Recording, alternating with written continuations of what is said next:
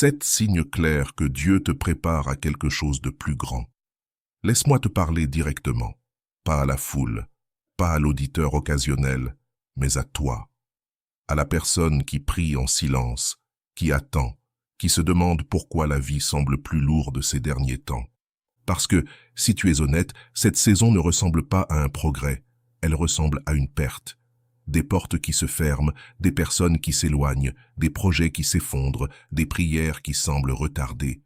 Et dans le silence, tu as posé à Dieu la question que personne n'ose dire à voix haute. Seigneur, m'as-tu oublié? Mais écoute attentivement. Et si ce n'était pas une punition? Et si ce n'était pas un abandon? Et si c'était une préparation? L'Écriture dit, « Car mes pensées ne sont pas vos pensées, et vos chemins ne sont pas mes chemins, déclare le Seigneur. » Ésaïe 55:8. Autrement dit, le processus de Dieu ressemble rarement à une promotion au début. Avant que David porte une couronne, il a affronté un géant. Avant que Joseph gouverne un palais, il a connu la prison. Avant que Jésus prêche devant des milliers de personnes, il a été conduit dans le désert. Et si cette saison n'était pas un signe d'abandon, mais une préparation que tu ne vois pas encore complètement? Écris dans les commentaires, « Seigneur, apprends-moi à faire confiance à ton processus. » Si ce message parle à ton cœur, abonne-toi et rejoins-nous chaque jour pendant que nous apprenons ensemble à faire confiance à Dieu, même au milieu du processus. Dieu ne fait jamais monter quelqu'un sans le préparer. Jamais. Parce qu'une élévation sans préparation finit par devenir une destruction. Alors, quand la vie devient étroite, quand les gens te comprennent mal, quand tout semble avancer plus lentement que pour les autres, ce n'est peut-être pas parce que tu es en retard. C'est peut-être parce que Dieu construit en toi quelque chose qui ne peut pas être précipité, un appel qui ne peut pas être bradé, une force qui ne peut pas être imitée. Écoute-moi bien, si la bataille est plus grande, si la pression est plus lourde, si cette saison semble plus solitaire, c'est peut-être parce que ta mission est plus grande que tu ne l'imagines. L'or est purifié dans le feu, l'acier devient plus fort sous la chaleur, et la foi se construit au milieu des tempêtes. Dieu accomplit son œuvre la plus profonde dans les endroits cachés. Aujourd'hui, je veux te montrer 7 signes clairs que Dieu te prépare à quelque chose de plus grand que tout ce que tu as imaginé. Parce qu'une fois que tu reconnais les signes, tu arrêtes de paniquer et tu commences à faire confiance. Ce qui arrive dans cette première partie peut t'aider à comprendre pourquoi certaines pertes n'étaient pas un rejet, mais une protection. Numéro 1, la saison de séparation. Quand Dieu t'éloigne de certaines personnes, laisse-moi te poser une question. As-tu remarqué que certaines personnes disparaissent silencieusement de ta vie ces derniers temps? Des amitiés qui s'effacent, des liens qui s'affaiblissent, des invitations qui cessent. Des personnes que tu pensais voir marcher avec toi pour toujours ne sont soudainement plus là, et ça fait mal. Parce que personne ne parle de cette partie de la croissance. On célèbre les bénédictions, on publie les victoires, mais on ne parle jamais de la solitude qui arrive souvent juste avant l'élévation. Voici la vérité que beaucoup ne voient pas. Dieu te séparera souvent avant de t'élever, non pas pour te punir, mais pour te protéger. Parce que tous ceux qui ont commencé avec toi ne sont pas destinés à aller là où tu vas. Certaines personnes sont des missions, d'autres sont des attachements, et les attachements peuvent couler une destinée. Regarde Joseph. Avant le palais, il y a eu la trahison. Avant le leadership, il y a eu l'isolement. Même ses propres frères ne pouvaient pas l'accompagner. Regarde David. Avant le trône, il était seul avec des moutons dans un champ. Regarde Jésus. Avant les miracles, l'Esprit l'a conduit dans le désert. Tu vois le modèle. Dieu forme les leaders dans le secret, parce que les foules peuvent distraire du véritable appel. Parfois, Dieu enlève certaines voix pour que tu puisses enfin entendre la sienne. Parfois, il brise certaines relations parce qu'elles brisent ton attention. Parfois, il vide la pièce pour pouvoir remplir ton esprit. Oui, cela semble solitaire. Mais la solitude avec Dieu est plus sûre que la popularité sans lui. L'Ecclésiaste dit « Mieux vaut une poignée avec tranquillité que 2 poignées avec travail et poursuite du vent. » Autrement dit, La paix avec Dieu vaut plus qu'une multitude sans but. Si des personnes quittent ta vie en ce moment, ne les poursuis pas. Ne les supplie pas de rester. N'abaisse pas tes standards pour conserver de la compagnie. Laisse-les partir, parce que Dieu ne retire jamais quelque chose sans prévoir de multiplier autre chose. La séparation n'est pas un rejet, c'est une sélection. Dieu est en train de te choisir, de te mettre à part, de te consacrer, parce que ce qu'il s'apprête à faire dans ta vie exige de la clarté, de la concentration et une force spirituelle. Et parfois, cela ne peut arriver que lorsque tu marches seul avec lui. Alors, si cette saison semble plus silencieuse, si ton cercle devient plus petit, si aujourd'hui il n'y a plus que toi et Dieu comme jamais auparavant, ne panique pas. Souris. Parce que le ciel est peut-être en train de te préparer à quelque chose de plus grand que ce que la foule pourrait comprendre. Et si Dieu n'était pas en train d'enlever des personnes pour te blesser, mais pour protéger l'endroit où il te conduit? Écris dans les commentaires, « Seigneur, mets-moi à part pour ton dessein. » Parfois, la solitude qui fait le plus mal est précisément l'endroit où Dieu commence à former la force que la foule n'aurait jamais pu te donner. Numéro 2. Une pression plus forte et des batailles inhabituelles. Laisse-moi parler clairement, parce que cette partie trouble beaucoup de croyants. Quand Dieu commence à te préparer pour quelque chose de plus grand, la vie ne devient pas plus facile, elle devient plus difficile, et cela semble contradictoire. Tu penserais que si Dieu te bénissait, tout deviendrait fluide. Les portes s'ouvriraient, les gens aideraient, les problèmes disparaîtraient. Mais au lieu de cela, la pression augmente. Soudainement, tu affrontes des batailles que tu n'avais jamais connues auparavant. Un stress que tu n'avais jamais ressenti. Des attaques qui n'ont même aucun sens. Les gens te comprennent mal. Les opportunités s'écroulent à la dernière seconde. Les tentations deviennent plus fortes. L'opposition se lève sans raison claire. Et tu restes là à te demander « Pourquoi tout semble-t-il se retourner contre moi ?» Voici la raison. La résistance est une preuve de valeur. Personne ne protège un coffre vide. Personne n'attaque quelque chose qui ne représente aucune menace. L'ennemi ne combat pas ceux qui ne vont nulle part. Il combat ceux qui sont dangereux pour son royaume. La première lettre de Pierre dit « Votre adversaire rôde comme un lion rugissant, cherchant qui dévorer. » Remarque bien ceci, il ne gaspille pas son énergie sur tout le monde, il cible. Et si tu subis une pression inhabituelle, c'est peut-être parce que ton futur porte un impact inhabituel. Regarde David. Dès le moment où il a été oint comme roi, les problèmes ont commencé. Saül l'a poursuivi. Les armées le traquaient. Sa vie était constamment menacée. L'onction n'a pas supprimé les problèmes. Elle les a attirés. Regarde Job, regarde Paul, regarde Jésus lui-même. Juste après que le ciel ait déclaré « Celui-ci est mon fils bien-aimé », qu'est-il arrivé? Le désert, la tentation, l'épreuve. Parce que chaque appel doit être testé avant d'être confié. La pression est la salle d'entraînement de Dieu. Elle construit des muscles spirituels. Si ta vie était facile, tu resterais faible. Si tout arrivait rapidement, ton caractère ne pourrait pas le supporter. Alors Dieu permet le poids, parce que le poids construit la force. Pensez-y, un diamant se forme sous pression. L'or est purifié dans le feu, et les guerriers sont forgés dans la bataille, pas dans le confort. Certains d'entre vous prient en disant « Dieu enlève cette pression ».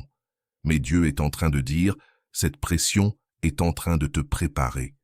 Tu n'es pas en train d'être écrasé, tu es en train d'être formé. » Romains 5 dit « La souffrance produit la persévérance produit le caractère, et le caractère produit l'espérance. » Tu vois le processus?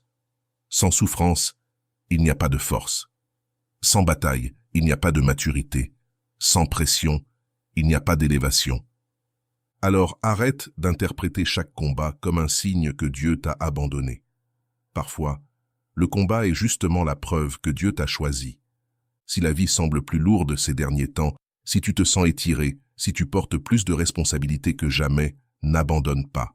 Tu n'es pas attaqué parce que tu es faible. Tu es attaqué parce que tu deviens dangereux pour les ténèbres et le ciel est en train de t'entraîner pour quelque chose de plus grand que ce que tu peux gérer actuellement. Reste ferme. Une nouvelle force est en train de se construire en toi. Parfois, la bataille qui semble te ralentir est celle qui révèle à quel point tu apprends à porter un poids spirituel plus important. Numéro 3. L'insatisfaction envers ton ancienne vie. Laisse-moi te poser une question honnête. As-tu remarqué que les choses qui t'enthousiasmaient autrefois ne t'enthousiasment plus? Les mêmes routines semblent vides. Les mêmes conversations semblent superficielles. Le même style de vie paraît désormais trop petit.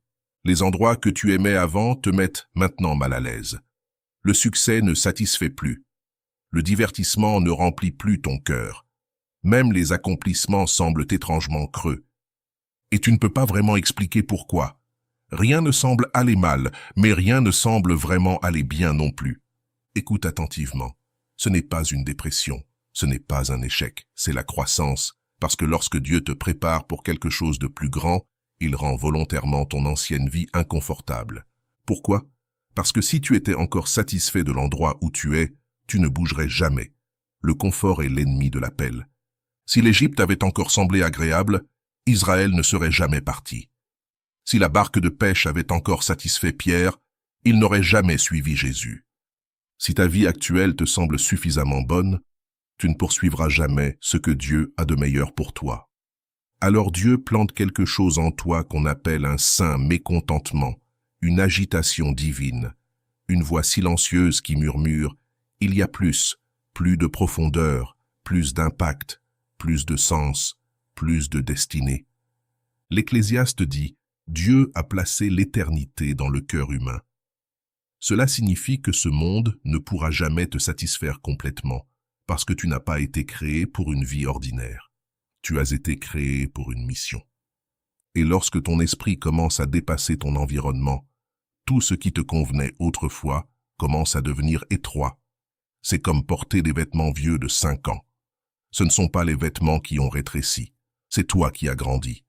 Certains d'entre vous essaient encore de se forcer à retourner dans des espaces dont Dieu les a déjà fait sortir. De vieilles amitiés, de vieilles habitudes, de vieilles mentalités. Et cela devient épuisant, parce que spirituellement, tu as mûri. Ce qui t'amusait autrefois t'épuise maintenant. Ce qui t'impressionnait autrefois paraît désormais temporaire. Ce qui semblait important avant paraît aujourd'hui vide de sens. Ce n'est pas une perte, c'est une élévation. Paul a dit « Quand j'étais enfant, je pensais comme un enfant. Mais lorsque je suis devenu homme, j'ai laissé derrière moi ce qui appartenait à l'enfance. » La croissance exige toujours de lâcher certaines choses. Tu ne peux pas entrer dans de nouveaux niveaux tout en t'accrochant à d'anciennes sécurités. Alors, si tu te sens agité ces derniers temps, si tu as l'impression de ne plus appartenir aux endroits où tu appartenais avant, si tu sens que Dieu réveille quelque chose de plus grand à l'intérieur de toi, ne l'ignore pas. Ce n'est pas du vide. C'est un appel. Dieu est en train d'élargir ta vision, d'augmenter ta faim intérieure, de préparer ton cœur à recevoir davantage. Parce que l'insatisfaction est souvent le premier signe qu'une promotion approche. Tu ne perds pas intérêt pour la vie. Tu perds simplement la tolérance pour une vie trop petite. Et c'est exactement ce qui se produit lorsque Dieu te prépare pour quelque chose de plus grand que tout ce que tu as imaginé. Et si ce qui te remplissait autrefois ne te remplit plus, c'est parce que Dieu élargit ton cœur pour quelque chose de plus grand. Écris dans les commentaires « Seigneur, conduis-moi vers ce que tu as préparé pour moi. » Si ce message réveille quelque chose en toi, abonne-toi et accompagne-nous pendant que nous continuons à apprendre à reconnaître la voix de Dieu dans chaque saison de la vie. Il y a des moments où le vide n'annonce pas une perte, mais une nouvelle fin que seul le dessein de Dieu peut remplir. Numéro 4. Les saisons cachées et la croissance silencieuse. Voici maintenant la partie que personne ne célèbre, parce qu'elle ne paraît pas spirituelle, elle ne paraît pas puissante, elle ne paraît pas impressionnante, elle paraît ordinaire, silencieuse, invisible. Et si tu ne fais pas attention, tu finiras par croire qu'il ne se passe rien. Laisse-moi te poser une question. As-tu déjà eu l'impression que Dieu agit pour tout le monde, sauf pour toi? Comme si les autres étaient remarqués, promu, applaudi, pendant que toi, tu es simplement là, à servir, à prier, à essayer, sans être vu, sans reconnaissance, sans lumière, sans percée spectaculaire. Seulement la routine, seulement le silence. Et secrètement, tu te demandes, Dieu, m'as-tu oublié? Écoute attentivement. Dieu accomplit son œuvre la plus profonde dans les endroits cachés, parce que la visibilité met ton talent à l'épreuve, mais l'invisibilité met ton caractère à l'épreuve. N'importe qui peut briller quand tout le monde regarde. Mais qui es-tu lorsque personne n'applaudit? C'est là que Dieu construit une véritable force. David n'est pas né sur un trône. Il était seul dans un champ, à garder des moutons dont personne ne se souciait. Pendant que ses frères semblaient être des guerriers, lui semblait oublié. Et pourtant, c'est dans ce champ solitaire qu'il a appris le courage. C'est là qu'il a affronté des lions.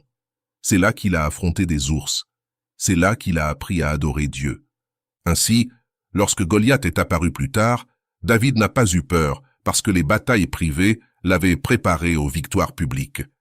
Et qu'en est-il de Jésus? Pense à ceci, 30 années de silence, 30 années où le Fils de Dieu est resté caché. Aucun miracle, aucun sermon, aucune foule, seulement la menuiserie, seulement l'obéissance, seulement une fidélité silencieuse. Si Dieu a permis que même Jésus grandisse dans l'obscurité, pourquoi pensons-nous que nous devrions éviter la saison cachée? Parce que les racines poussent d'abord sous la terre. Tu ne vois pas les racines, mais sans elles, l'arbre s'effondre. Si Dieu t'exposait trop tôt, l'orgueil te détruirait, la pression t'écraserait, l'attention te corromprait. Alors il te cache pour t'humilier, il ralentit ton parcours pour te former, il te garde loin des regards pour te fortifier. Galates dit, « Ne nous lassons pas de faire le bien, car au moment voulu, nous récolterons si nous ne renonçons pas. » Remarque cette phrase, « au moment voulu », pas selon ton temps, mais selon le sien, parce que le timing est parfois plus important que le talent. Certains d'entre vous pensent qu'il ne se passe rien, alors que le ciel est en train de construire la discipline, la patience, l'intégrité et la foi. Et ces choses-là ne peuvent pas être construites sous les projecteurs. Alors si ta vie semble silencieuse, si les progrès semblent lents, si personne ne paraît te remarquer, ne méprise pas cette saison. Ce n'est pas un retard. C'est un développement. Dieu te prépare dans le secret pour quelque chose qui bénira des personnes en public. Et lorsque le moment arrivera, tu n'auras pas besoin de forcer les portes à s'ouvrir, parce que les personnes préparées ne poursuivent pas les plateformes. Ce sont les plateformes qui les trouvent. Reste fidèle. Dieu agit même lorsque tu ne peux pas le voir. Et si le silence qui te pèse tant est en réalité l'atelier secret où Dieu est en train de façonner ton caractère, écris dans les commentaires, « Seigneur, rends-moi fidèle dans l'obscurité. » Parfois, ce qui n'est pas encore visible est précisément ce qui est en train de prendre racine pour soutenir ce que Dieu révélera plus tard. Dieu commence à fermer des portes que tu voulais garder ouvertes. Parlons de quelque chose qui fait mal, parce que c'est souvent ce qui blesse le plus, les portes fermées. Le travail pour lequel tu as prié t'a été refusé. La relation que tu voulais s'est terminée. L'opportunité pour laquelle tu as jeûné a disparu. Le plan que tu avais construit avec soin s'est effondré, et tu restes là à regarder le ciel en disant « Dieu, pourquoi ?» Parce que cela ressemble à un rejet, cela ressemble à une perte, cela ressemble à un échec. Mais, et si c'était une protection? Ésaïe dit « Quand Dieu ouvre une porte, personne ne peut la fermer. Et quand il la ferme, personne ne peut l'ouvrir. » Cela signifie que certaines portes ne se ferment pas parce que tu n'es pas qualifié. Elles se ferment parce que Dieu protège ton avenir. Mais nous luttons contre cela. Nous supplions, nous poursuivons, nous essayons de rouvrir des portes que Dieu a déjà fermées, sans réaliser que nous demandons à Dieu de nous donner quelque chose qui nous aurait détruits. Pense encore à Joseph. Si ses frères ne l'avaient pas trahi, il serait resté chez lui. Si la femme de Potiphar n'avait pas menti, il ne serait jamais allé en prison. Et s'il n'était jamais allé en prison, il n'aurait jamais rencontré les chansons du Pharaon. Et s'il n'avait jamais rencontré cet homme, il ne serait jamais arrivé au palais. Chaque mauvaise porte était en réalité un pont. Mais Joseph ne pouvait pas le voir à ce moment-là. Toi non plus, tu ne peux pas tout voir, parce que Dieu voit toute la carte, alors que toi, tu ne vois que l'étape suivante. Le livre des Proverbes dit « Le cœur de l'homme planifie sa voie, mais c'est l'Éternel qui dirige ses pas. » En d'autres termes, tu peux faire des plans, mais c'est Dieu qui décide. Et parfois, Dieu dit non, parce qu'il t'aime trop, pour te dire oui. Certaines relations semblent bonnes, mais elles détruiraient ton attention et ta paix. Certains emplois paient bien, mais ils voleraient ton appel. Certaines opportunités brillent intensément, mais elles conduisent au vide spirituel. Alors Dieu ferme la porte, non pour te frustrer, mais pour te rediriger. Voici une vérité difficile. Si tu dois forcer les choses, ce n'est probablement pas Dieu. Dieu ne demande pas de manipulation. Il ne demande pas des supplications incessantes. Il ne demande pas que tu te détruises pour faire fonctionner quelque chose. Quand cela vient de lui, il y a la paix, la clarté et la grâce.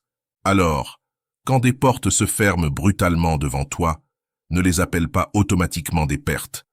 Parfois, la plus grande bénédiction est ce que Dieu n'a pas permis. Tu n'es pas rejeté, tu es redirigé, tu n'es pas bloqué, tu es protégé. Parce que Dieu ne te laissera jamais entrer dans quelque chose qui saboterait ce qu'il prépare de plus grand pour toi. Alors arrête de pleurer chaque porte fermée. Certaines portes se ferment pour que de meilleures puissent s'ouvrir. Et quand la bonne porte arrivera, tu n'auras pas besoin de lutter pour la traverser. Elle s'ouvrira naturellement, parce que ce que Dieu a pour toi, personne ne peut te l'enlever, et aucune porte ne peut le retenir fermé. La protection de Dieu ressemble souvent à une perte, jusqu'au jour où le temps révèle qu'il te protégeait de quelque chose que tu ne pouvais pas encore comprendre. Numéro 6. De nouveaux désirs et une faim spirituelle commencent à s'éveiller. Écoute attentivement, parce que ce signe est plus silencieux, mais aussi l'un des plus puissants.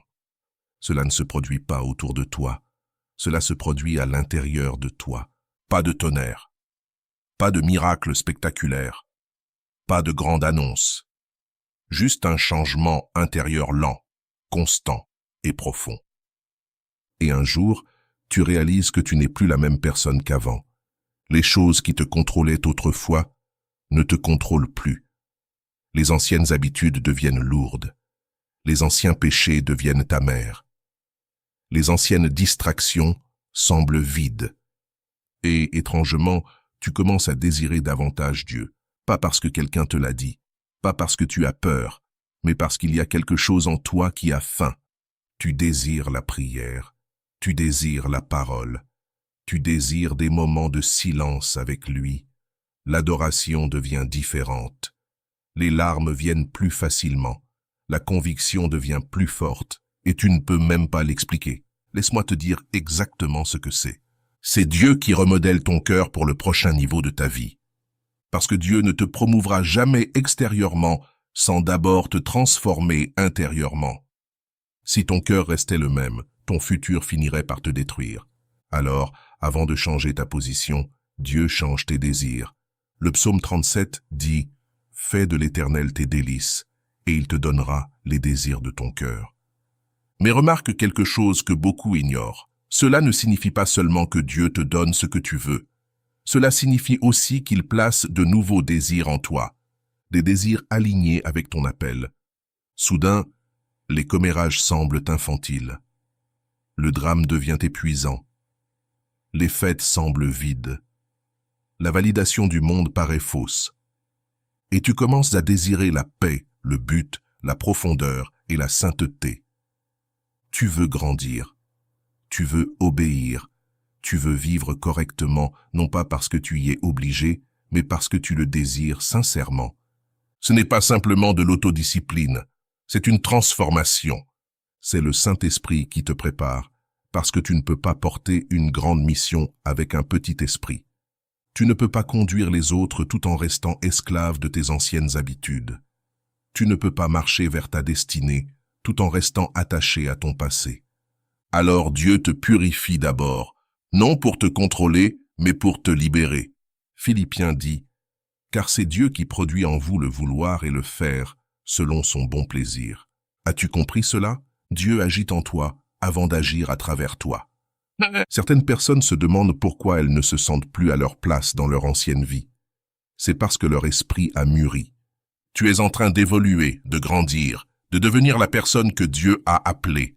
Dieu est en train de purifier ton cœur de toutes les distractions afin que tu puisses porter ta destinée. Alors, si tu te sens plus proche de Dieu ces derniers temps, si tu ressens une conviction plus rapide, si tu as une faim plus profonde de vérité, ne résiste pas à cela. Ce n'est pas de la religion, c'est une préparation. Dieu affine ton cœur pour que tu puisses entendre sa voix avec clarté, parce que l'endroit où il t'emmène exigera une force spirituelle, pas seulement du talent. Et cette force est en train de se construire en toi dès maintenant. Et si ce nouveau désir que tu ressens ne vient pas de toi, mais de Dieu qui te prépare pour quelque chose de plus grand, écris dans les commentaires « Seigneur, réveille ma faim pour toi ». Si ce message allume une nouvelle faim de Dieu à l'intérieur de toi, abonne-toi et continuons à grandir ensemble dans la foi, l'obéissance et le but. Il existe des signes qui ne font aucun bruit à l'extérieur, mais qui bouleversent l'âme à l'intérieur parce que Dieu change d'abord ce que personne ne peut voir. Numéro 7. Des opportunités inattendues et des alignements divins commencent à apparaître.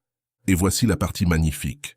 Après la séparation, après la pression, après la saison cachée, après les portes fermées, après la transformation intérieure, quelque chose change. Soudainement, les choses commencent à bouger. Des portes auxquelles tu n'as même pas frappé commencent à s'ouvrir. Des personnes que tu n'as pas poursuivies commencent à t'appeler. Des opportunités que tu n'avais pas prévues commencent à apparaître. Et tout semble presque naturel, sans effort. Laisse-moi te le dire ainsi. Quand Dieu termine de te préparer, il commence à te positionner. Parce que lorsque c'est vraiment Dieu, tu n'as pas à forcer les choses, tu n'as pas à manipuler, tu n'as pas à supplier. Tout coule naturellement. Le livre des Proverbes dit « La bénédiction du Seigneur apporte la richesse, et il n'y ajoute aucune tristesse. » En d'autres termes, quand Dieu agit, il y a la paix avec cela. Pas de chaos, pas de confusion, seulement de la clarté. Regarde Joseph.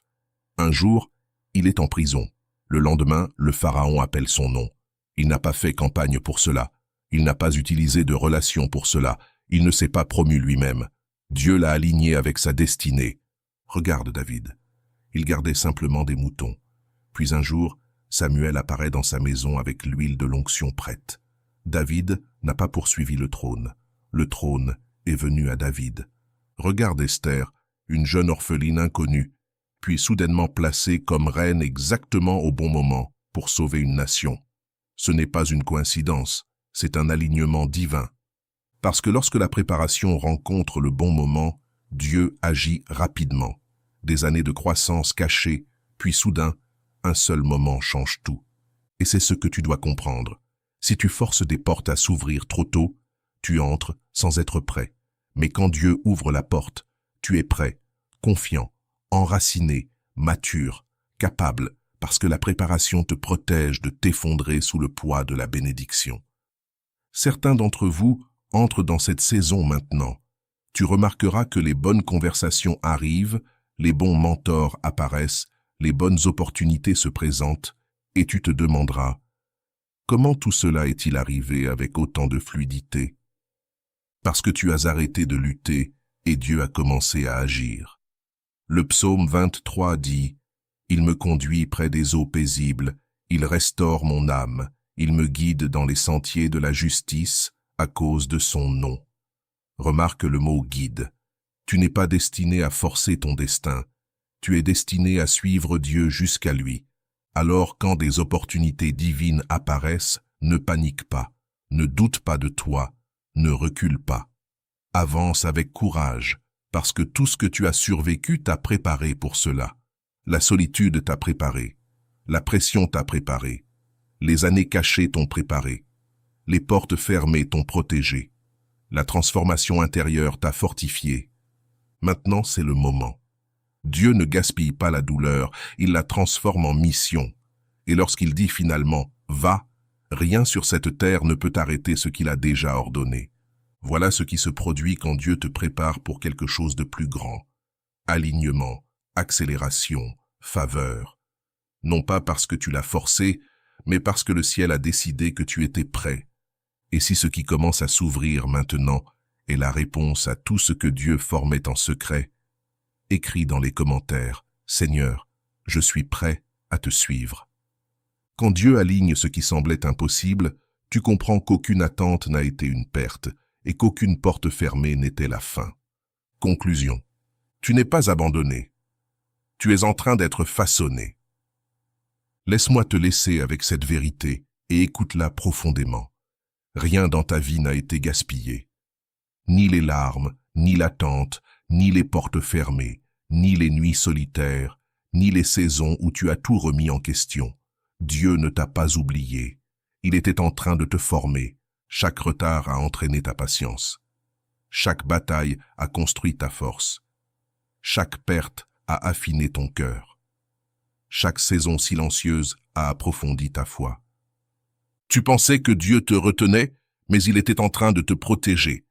L'Écriture dit, « Celui qui a commencé en vous cette bonne œuvre la rendra parfaite jusqu'à son accomplissement. » Philippiens 1,6. Dieu ne commence pas ce qu'il n'a pas l'intention d'achever. S'il t'a séparé de certaines choses, c'était pour te protéger. S'il t'a mis sous pression, c'était pour te rendre plus fort. S'il t'a caché, c'était pour ta croissance. S'il a fermé des portes, c'était pour te diriger. S'il a changé tes désirs, c'était pour t'aligner avec sa volonté. Tu n'as jamais été abandonné. Tu es en train d'être préparé.